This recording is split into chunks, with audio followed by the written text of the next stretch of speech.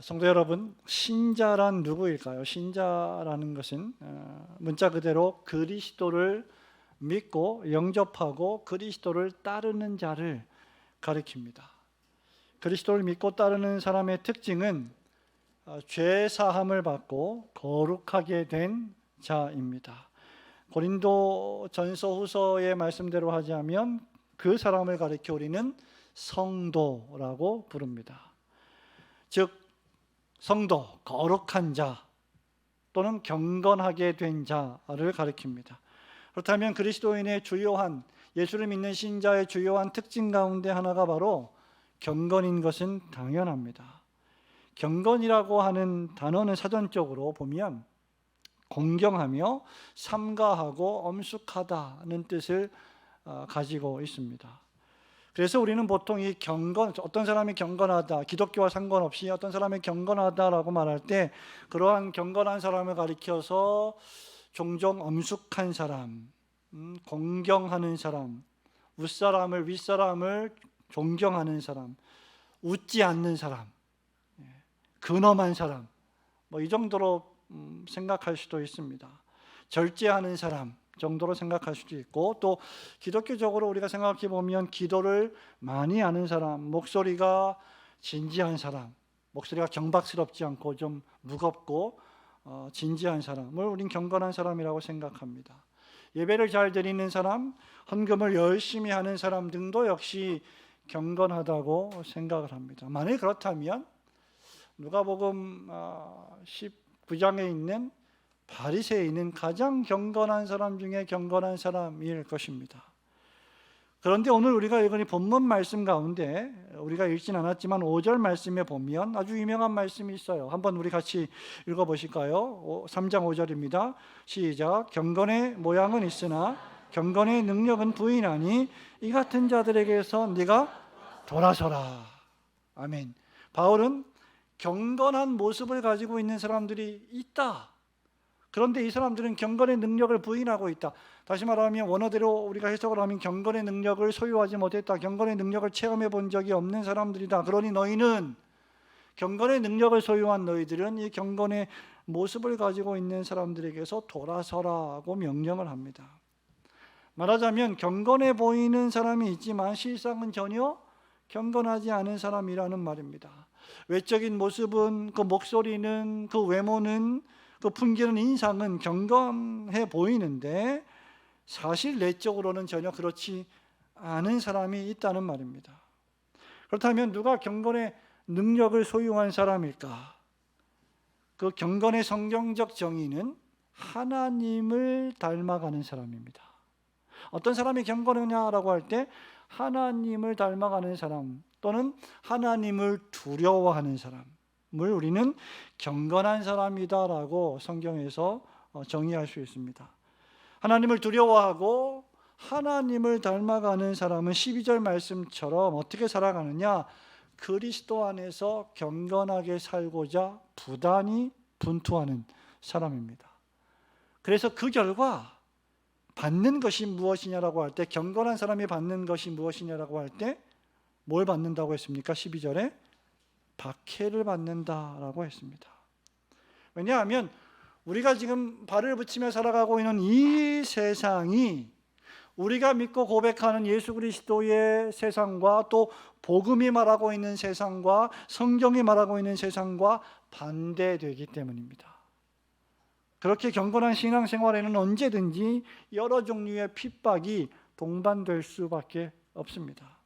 바울 시대에 그리스도를 믿는 신앙을 고백했던 사람들은 다른 그 어떤 시대들보다, 우리가 살고 있는 지금 이 시대보다 비교할 수 없을 정도의 많은 핍박에 노출된 삶을 살았습니다. 이미 우리가 요한계시록 설교를 통해서 그들이 어떤 삶을 살았는지를 잠깐 살펴본 바 있습니다.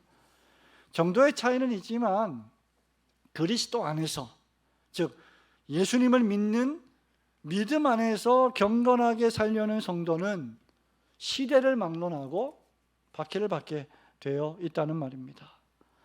하지만 참된 신자들은 경건의 모습뿐만이 아니라 그러한 핍박을 넉넉히 이기는 경건의 능력을 소유한 사람입니다.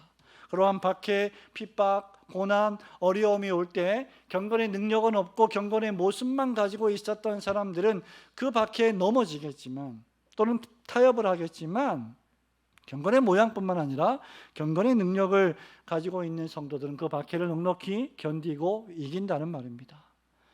그렇다면 경건한 성도가 왜 박해를 받을까? 오늘 이 짧은 본문 말씀이 세 절을 통해서 세 가지 이유를 하나님의 말씀이 우리에게 교훈해 줍니다. 우선 첫 번째로 성도는 그리스도 예수 안에서 경건하게 살아가려는 새 생명의 능력을 소유한 사람이기 때문입니다. 예수 안에서 새로운 능력을 소유받았기 때문에, 새로운 생명을 받았기 때문에 그는 필연적으로 이 세상에서 경건하게 살아가고자 싸운다는 것이죠. 12절 말씀 우리 한 번 더 천천히 읽어볼까요? 무릇 그리스도 예수 안에서, 시작.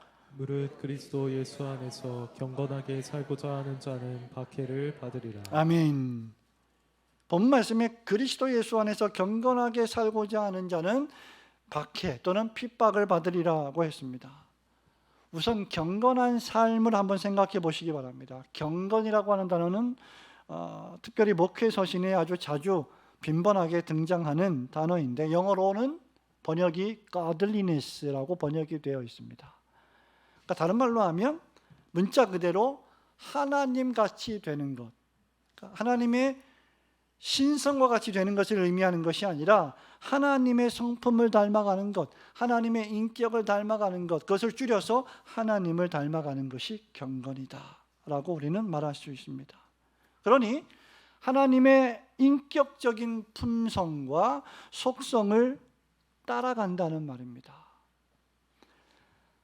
하나님이 어떤 분이십니까? 우리는 이미 수십 년 동안 신앙생활하면서 하나님이 어떤 분이신지에 대해서 수없이 설교를 들었고 성경을 읽으면서 하나님이 어떤 분이신지를 여러분들은 배우셨습니다. 또 이사야, 예레미야 말씀을 읽으면서 하나님이 어떻게 죄를 미워하시고 어떻게 우리를 어떤 경우에 다시 복을 주시는지를 우리는 말씀을 통해서 읽었습니다.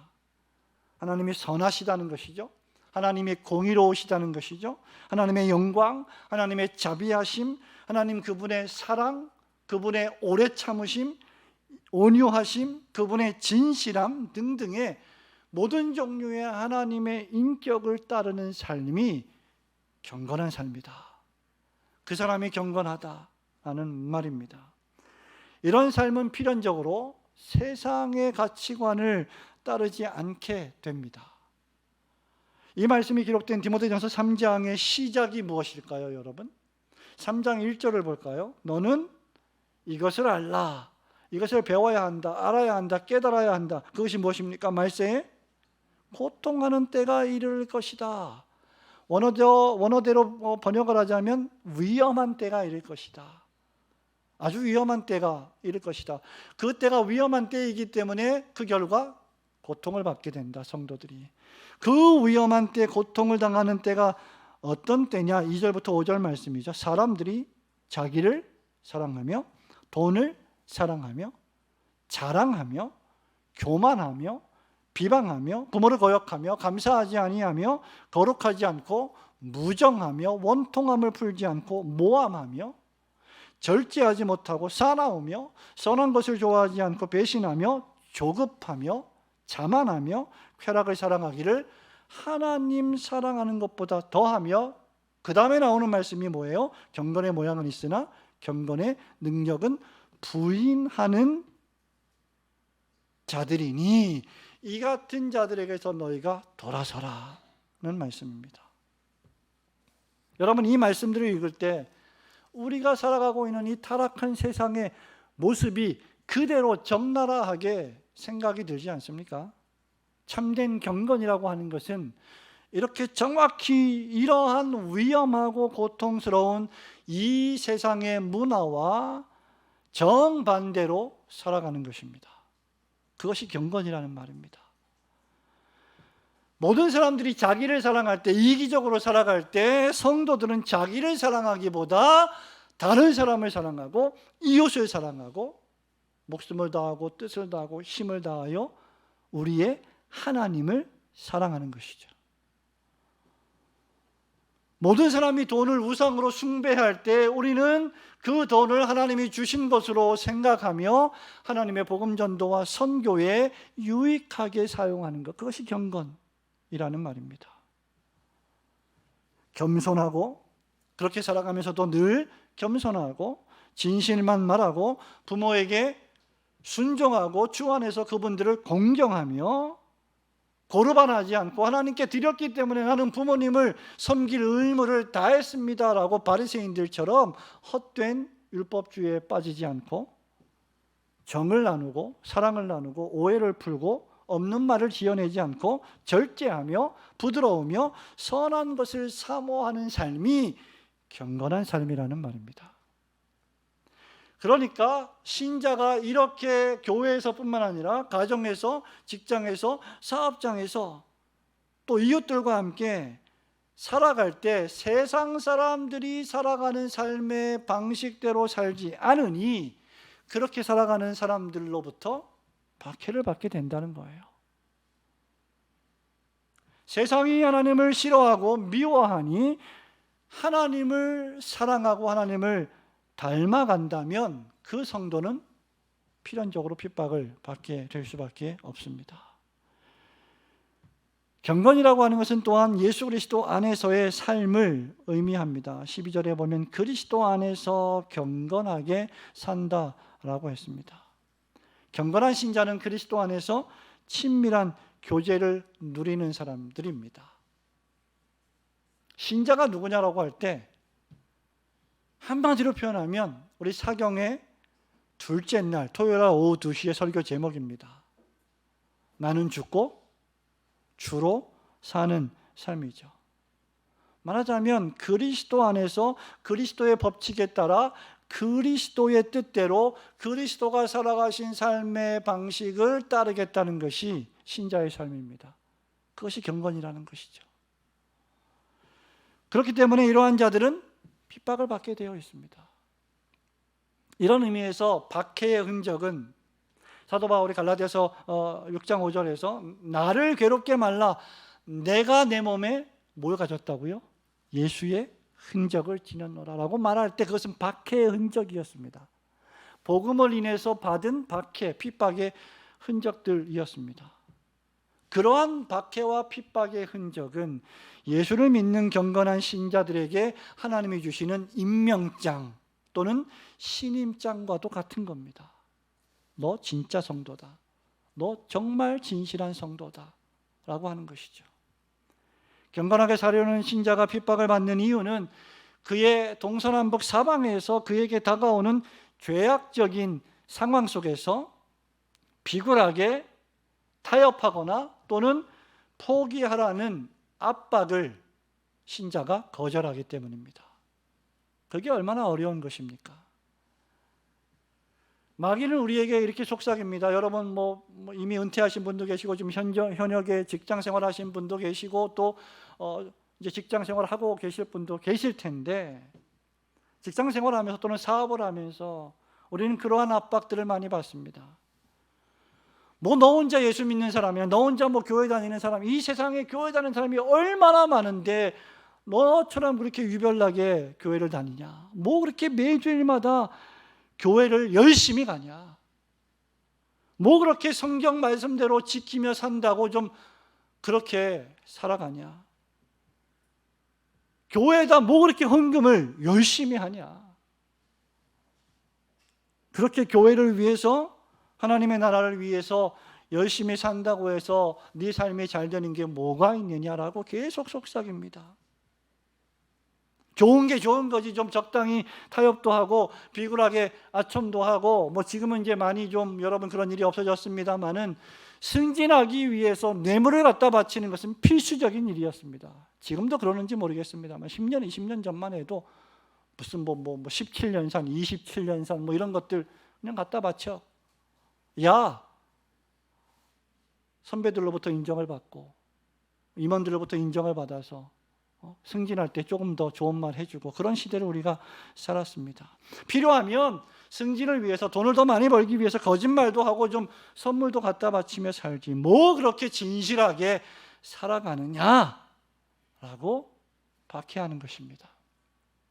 영화배우 신현준 씨 여러분 아시죠? 한 번은 이분이 교회를 다니고 이제 신앙생활을 한다고 하는데 간증을 이렇게 하더라고요. 자기가 예수님을 믿고 나서 예수님을 확실히 알고 나서 술을 끊었다고 합니다. 근데 이분이 영화 배우니까 영화차 이제 여러 가지 일들을 할 때 많은 사람들을 만나는데 종종 이제 관계자들이 술을 권하더랍니다. 그래서 저는 이제 예수님을 믿고 교회를 다니기 때문에 술 취하지 않아야 되고 술을 안 마십니다.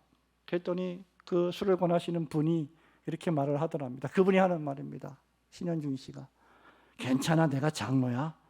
내가 주는 술은 마셔도 돼. 그러니까 본인이 술을 안 마시려고 해도 주변에 교회를 나간다는 사람이, 신앙생활을 한다는 사람들이 그렇게 권하니까 이 신앙을 지키는 게 대단히 어렵다는 겁니다. 여러분, 그런 방식으로 우리는 삶 속에서 여러 모양의 여러 종류의 박해를 받게 되는 겁니다. 바로 이때 도리어 경건한 신자는 그런 유혹을 물리치고 적들과 싸우며 사단과 마귀의 공격에 맞서서 자신의 신앙을 입술로, 행동으로, 삶으로 변증하는 것입니다. 그 결과 핍박을 받는 거예요. 우리 교회 이름이 여러분 이름이 뭡니까? 우리 교회 이름이? 예. 우리가 올곧 와서 이름을 올곧게 지었겠습니까? 제가 이 교회 이름을 지을 때 우리는 올곧으니까 올곧은 교회입니다 이렇게 했겠습니까? 우리가 올곧지 못하니까 그리스도 안에서 정말 진실하고 정직하고 바른 그리스도의 제자를 만들어 보자. 우리 힘으로는 안 되니까 그리스도의 힘으로 이렇게 만들자. 그리스도만을 의지하자. 그런 의미에서 올곧은 교회라고 지은 거예요. 제가 잘 모르지만 이제 우스갯소리로 선배 목사님들 만나면 야, 니네 교회만 올곧냐? 이런 말 농담 삼아 합니다. 네? 그런 거예요. 올곧게 하나님의 말씀대로 살아가려면 세상이 그러한 올곧음을 반대하기 때문에 예수 믿는 신자들이 어려움을 겪는 겁니다. 그것은 우리가 이 세상에 속한 사람이 아니라는 것을 증명해 주는 거예요. 요한복음 15장 19절에서 우리 예수님이 이렇게 말씀하십니다. 너희는 세상에 속한 자가 아니요 도리어 세상에서 나의 택함을 입은 자인 고로 세상이 너희를 미워하느니라. 사람들이 나를 핍박하였은즉 너희도 핍박할 터이요. 자, 그러면 예수님을 믿는 신자잖아요, 우리가. 그러면 우리 예수님 믿으니까 당연히 우리에게 뭐가 오겠어요? 핍박은 당연한 거예요. 예수님이 그렇게 말씀하셨습니다. 예수를 믿고 나서 핍박이 없는, 박해가 없는 삶을 주세요. 그런 기도하지 마십시오. 예수님이 이렇게 말씀하셨다니까요. 그래도 너무 큰 박해는 주지 마십시오. 그렇게 우리가 기도할 수는 있습니다. 그러나 핍박은 필연적입니다. 사도 바울이 사도행전 14장 22절에서 선교여행 중에 세운 교회의 성도들과 제자들에게 이렇게 권면했습니다. 제자들의 마음을 굳게 하여. 예수를 믿겠다고 교회에 와서 바울 설교를 듣고 회심하고 그리스도의 복음을 위하여 살아가겠다고 결단했던 제자들에게 마음을 어떻게 했다고요?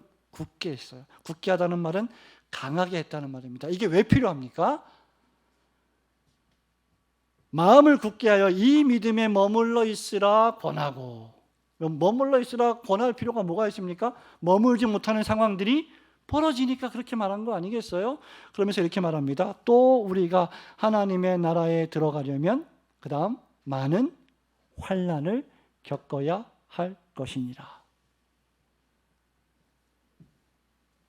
성도 여러분, 그러므로 우리가 하나님의 나라에 들어가기 위해서는 이런 고난이 필연적이라는 사실을 명심하시고, 그럼에도 불구하고 그것 자체가 우리가 지금 경건하게 살아가고 있다는 사실임을 확신하시고 위로를 받으시는 성도들이 되시기를 주님의 이름으로 축원합니다.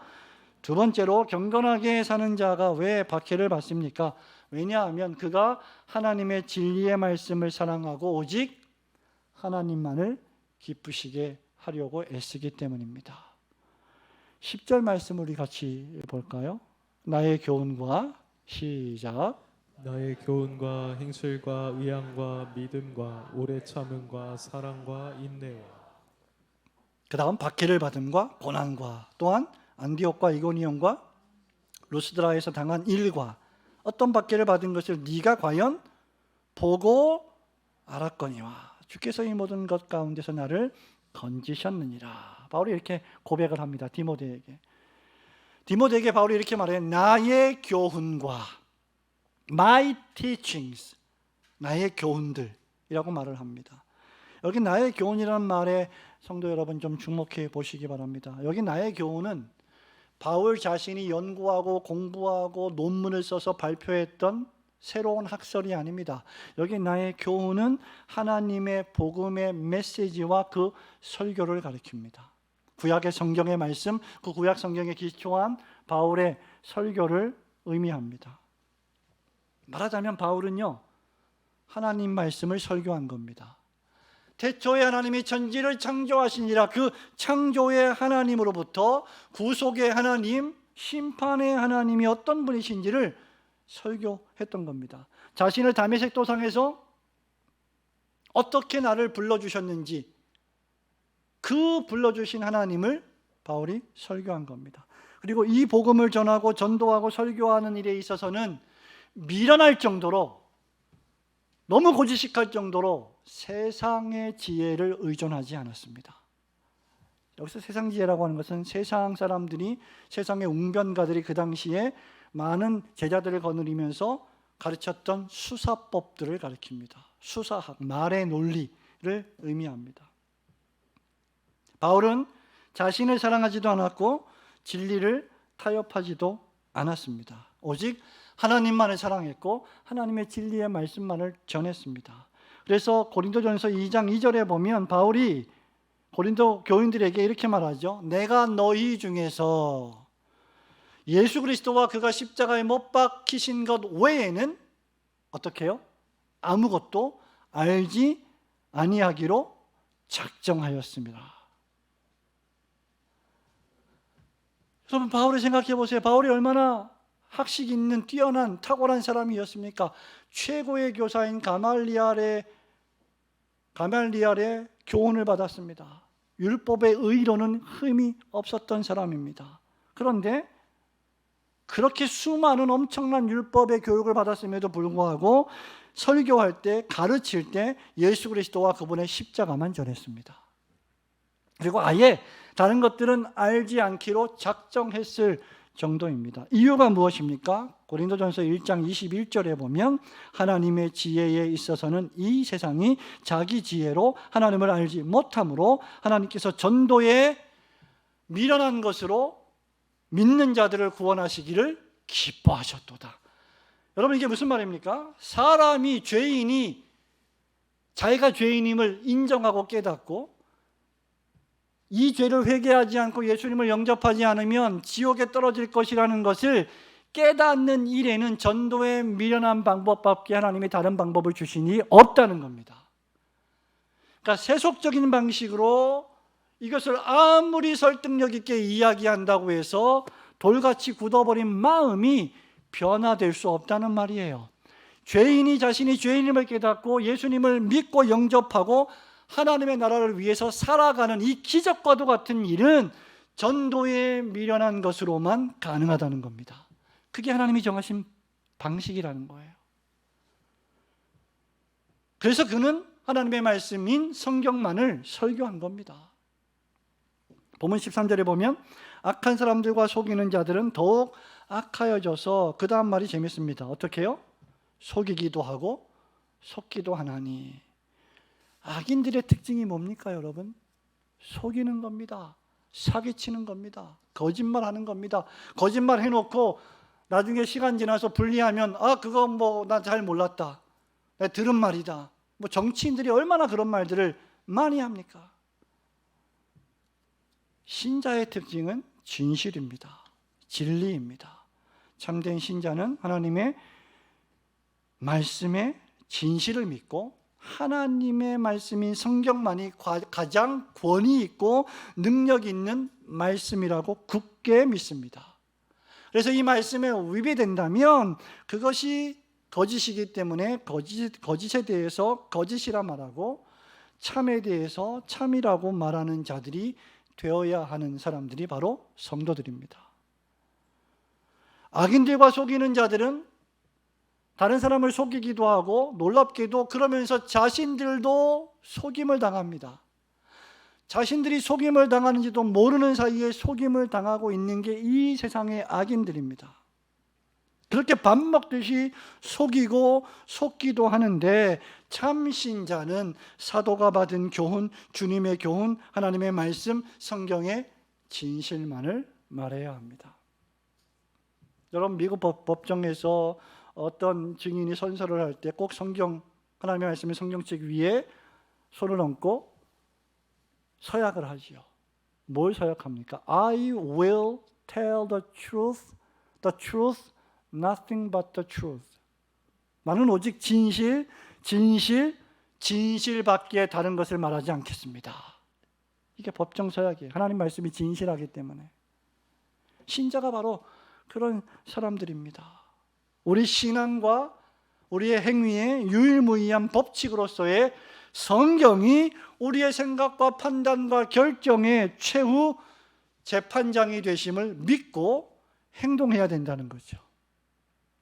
우리 교회에서 새가족 교육을 받으신 모든 성도님들은 아마 이런 교육을 받으신 걸로 기억을 하실 겁니다. 폴 워셔 목사님의 현대교회를 향한 10가지 기초점에 보면 성경의 권위를 부인하는 사람들이라고 하는 챕터가 있습니다. 그 챕터 안에 보면 우리가 말로는 하나님을 믿는다고 말하면서도 결정적으로 우리의 삶에서 어떤 문제가 벌어지면 우리는 하나님께로 가지 않고 성경으로 가지 않고 누구에게 찾아간다고요?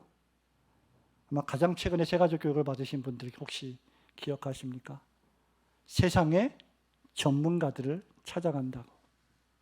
그게 폴 워셔 목사님이 했던 한탄입니다. 그것이 바로 실천적 무신론의 한 모습인 것이죠.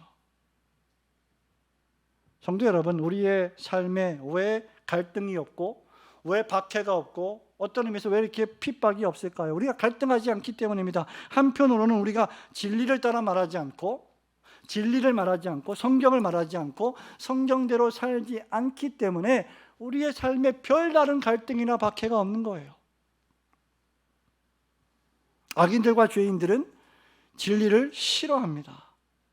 그래서 남들을 속입니다. 그렇게 남을 속이면서 자신들은 똑똑하다고 생각합니다. 아유, 저것들 내가 이게 속이는 줄도 모르고 속임을 당하고 있네. 그런데 그런 자들이 또 속임을 당합니다.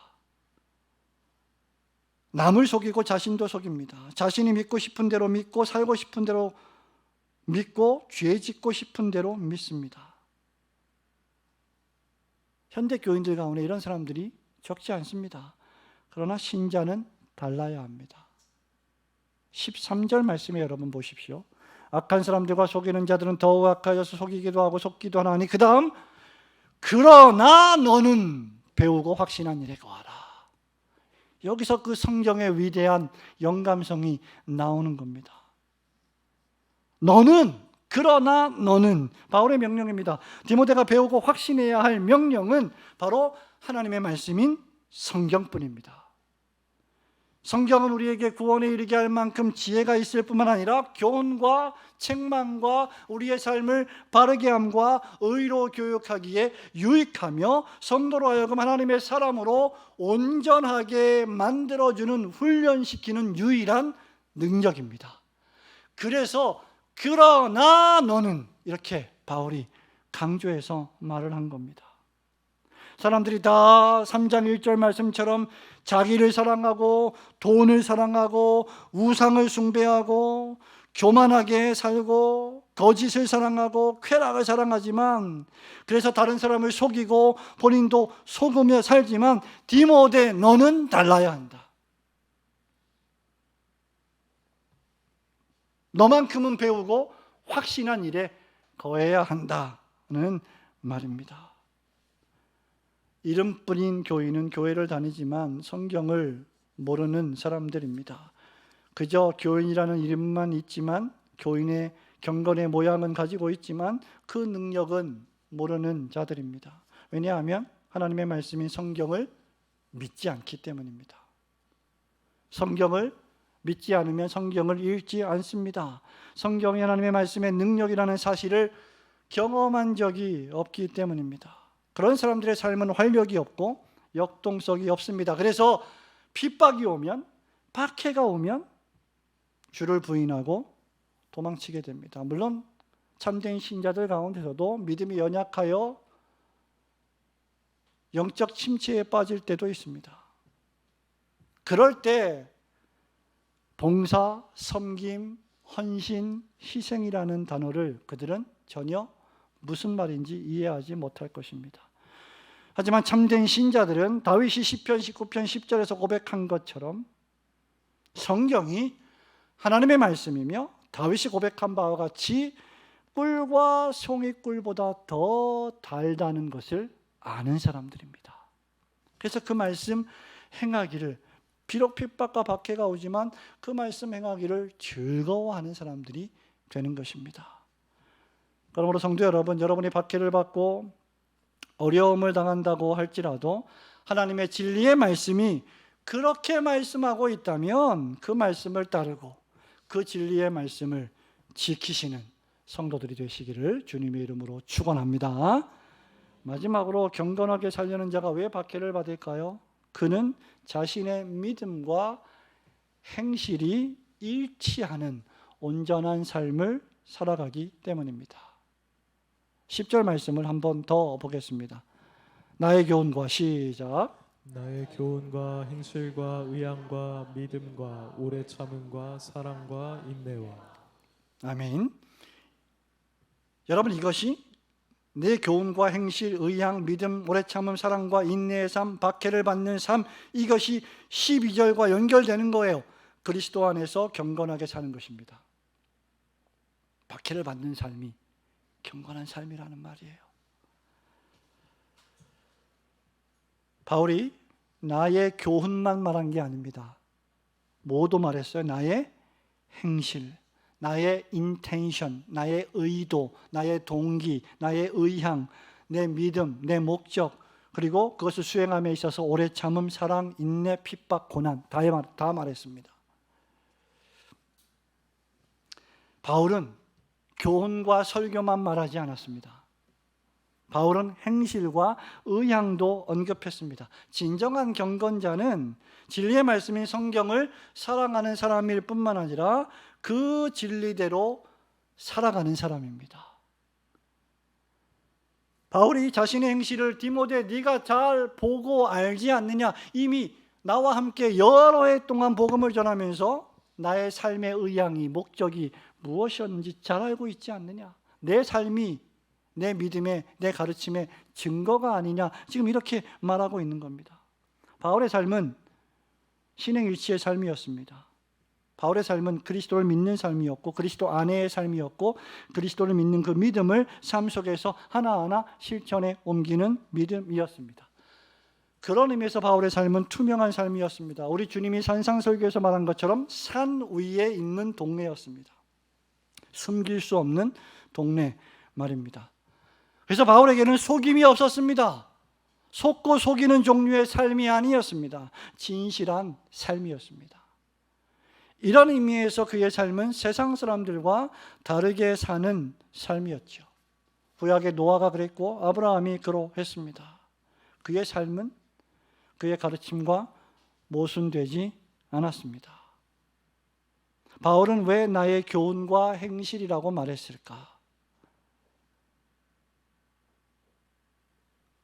말하자면 내가 가르친 대로 디모데 네가 나의 행실을 보고 있지 않느냐, 그 말을 하기 위해서였습니다. 우리가 왜 핍박을 받지 않을까요? 여러분, 현대교회 목회자들이, 설교자들이 왜 핍박을 받지 않을까요? 우선 간단해서 하나님의 말씀인 진리의 말씀인 성경을 교훈하지 않기 때문입니다. 하나님 말씀을 읽어놓고 딴소리하기 때문입니다. 정치, 경제, 사회, 문화를 이야기하기 때문입니다. 하나님의 말씀과는 전혀 상관없는 도덕과 철학을 말하고 있기 때문입니다. 성경에 관한 설교를 하지 않기 때문입니다. 교회에 앉아 있는 세상 사람들에게 세상 이야기를 한다면 설교자가 핍박받을 일이 무엇이란 말입니까? 그러나 진리를 말하면 박해를 받습니다. 빛이 비추면 어두움이 싫어합니다. 주님이 오시면 귀신은 떠나가는 법입니다. 여러분의 목사는 목사의 개인적인 약점이나 인격적인 어떤 실수로 인해서 성도들에게 상처를 입히고 싶어 하지 않습니다. 그러나 주님의 말씀이 선포될 때 그 말씀이 나를 찌른다면, 그 말씀이 나를 깨닫게 한다면, 그 말씀이 나에게 부딪힘이 된다면 그 말씀을 듣고 그 말씀대로 준행해야 합니다. 왜 박해가 없을까요? 둘째는 우리의 믿음과 행함이 일치하지 않기 때문에 박해가 없습니다. 무슨 말입니까? 우리가 경건의 모양은 있고 주일날 교회는 나오고 예배는 드리는데 세상에서의 일주일의 삶이 세상 사람들의 삶의 사이클과 모습과 별반 다를 바가 없기 때문에 박해가 없습니다. 그들이 세상 사람들과 다른 것은 무엇일까요?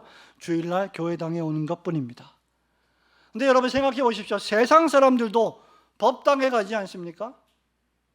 다른 종교인들도 성당에 가지 않습니까? 자기가 믿고 있는 종교의 모임에 가지 않습니까? 그리고 우상을 섬기지 않습니까? 성도의 삶이 그저 예배당에 왔다 갔다 하는 삶으로 그 의무를 다했다라고 한다면 예수님 말씀처럼 우리가 남보다 더하는 것이 무엇입니까? 이방인들도 이와 같이 하지 아니하느냐라고 예수님 말씀하셨습니다. 예수님을 믿는다는 말은 예수님을 영접한다는 말이고, 예수님을 영접한다는 말은 기꺼이 예수님을 받아들이고 내 뜻이 아닌 주님의 뜻대로의 삶을 살아가겠다고 하는 단호한 결심입니다. 물론 하나님의 은혜 가운데 그러한 결심을 우리에게 주시죠. 사경회를 앞두고 우리 각 기관들이 특송을 준비하고 있는 모습을 보니까 너무 목사가 아주 은혜롭고 즐겁습니다. 남전도회에서는 하늘에 가득한 하나님의 영광을 찬양하고, 여전도회에서는 나는 죽고 주로 살자, 그 찬송 부르다가 진짜 죽지 마십시오. 그 찬송이 얼마나 부르기 어려운지, 숨이 벅찬지 찬송 부르다가 진짜 죽을 것 같은 그런 찬송입니다. 아주 설교 말씀과 찬송의 제목이 일치하고 또 그러한 삶의 각오로 살아가는 모습과 일치하는 그런 찬송이 아닌가 싶습니다. 하나님께서 여러분을 위하여 가장 귀한 독생자 예수 그리스도 그 아들을 선물로 주셔서 여러분을 다시 살려주셨으니 여러분 역시 여러분의 삶을 그분에게 선물로 드리겠다는 것이 예수님을 영접한다는 말씀의 의미입니다. 단순히 예수 믿고 예수 영접하고 천국 가자 이게 아니라는 말이죠. 지상의 삶에서 내 생명을 주님께 드립니다 라고 하는 의미입니다. 그리스도 안에서 경건하게 산다는 말은 그래서 그리스도께서 주신 믿음의 삶으로 살아간다는 뜻이요, 그리스도의 뜻과 목적대로 살아간다는 뜻입니다. 한마디로 표현하면 자신의 삶의 주도권을 내가 아니라 그리스도께서 주도하시는 삶으로 살자는 겁니다. 그렇게 로마서 8장 17절 말씀처럼 우리가 바울의 말대로 주님과 함께 영광을 받는 상속자로 하나님이 우리를 부르셨다면 그분과 함께 고난도 받아야 하는 것입니다. 진정한 경건자는 진리의 말씀을 전할 때 찾아오는 핍박과 고난을 기꺼이 감수하는 사람들입니다. 여러분 10여 년 전에 벌써 10여 년이 흘렀습니다. 한국에 처음으로 방문해서 11년 전이네요. 5일 동안 사경회를 열었던 유명한 목사님이 계십니다. 하트크라이 미션의 폴 워셔라고 하는 목사님이신데 이분에게 경건한 아들이 하나 있습니다. 그의 이름이 이안 워셔입니다. 워셔가 성이고 이름이 이제 이안이죠. 하루는 아버지와 아들이 대화를 나누던 중에 아들이 이안 워셔가 아빠 저는 사우디아라비아에 선교사로 나가서 그리스도의 복음을 전하고 싶습니다. 이렇게 말을 했다고 합니다. 여러분 사우디아라비아가 어떤 나라입니까? 아랍 국가 중에 하나고 알라를 신으로 섬기는 나라고 과격한 순위파가 인구의 90%를 차지하는 나라입니다. 그런 나라에 가서 복음을 전하겠다라고 하는 것은 내가 죽으러 가겠습니다라고 하는 각오와 같은 거 아니겠습니까? 근데 폴 워셔 목사님이 야, 네가 미쳤냐? 그냥 편안하게 살지 어디 거기 가서 복음을 전한다고 하냐라고 하지 않고 그 아들의 의견을 100% 존중해서 그를 위해서 기도해 주었다고 합니다. 이것이 바로 경건한 신자의 삶의 태도입니다. 만일 하나님께서 어떤 사람을, 어떤 청년을 목회자로 부르셨다면, 설교자로 부르셨다면 우리는 축하해야 할 것입니다. 그를 잘 키워야 할 것입니다. 신학교에 보내고 물질적으로 도움을 주고 전도사, 강도사 그렇게 목회자로 키워야 할 것입니다. 그런데 만일 여러분 중에 누가 야, 너 미쳤냐? 그 길을 가려고? 그러지 마. 이러면 경건하게 살고자 하는 삶을 방해하는 것이죠. 복음을 위하여 기꺼이 목숨을 바칠 수 있는 준비가 바로 경건한 신자의 삶의 모습입니다. 우리가 복음을 위해서 우리의 생명을 주님께 드릴 수 있다면 성도 여러분 한번 생각해 보십시오. 우리의 돈, 우리의 시간, 우리가 가지고 있는 재능 이런 것들을 아까워할 필요가 뭐가 있겠습니까?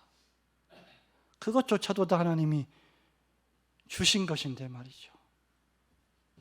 어제 우리 교회가 주보에 보면 이 크지 않은 교회가 21명의 선교사들과 또 기관들을 돕는데 그 중에 튀르키예 선교사님이 계시죠.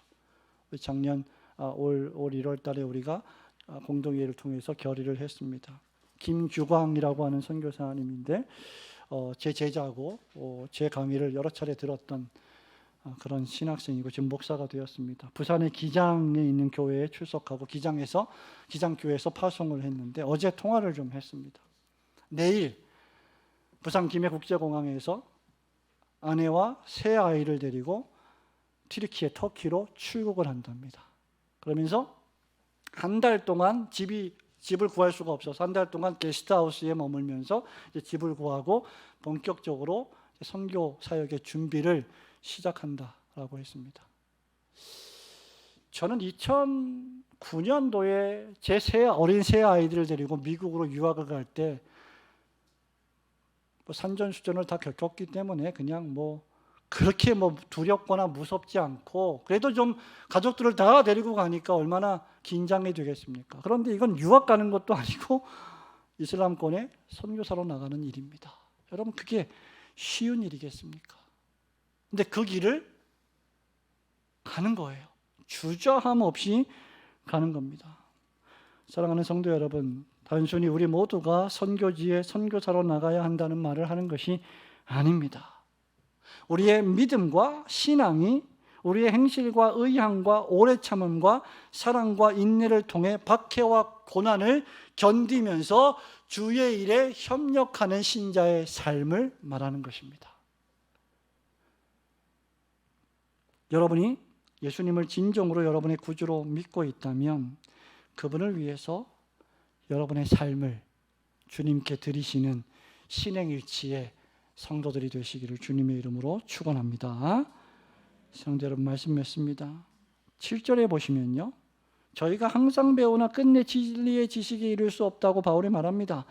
여러분 우리의 배움이, 우리의 가르침이, 우리의 설교가, 우리의 나눔이 경건의 능력은 부인하고 경건의 모양만 쫓는 것이라면 그것은 결코 참된 지식이 될 수 없을 것입니다.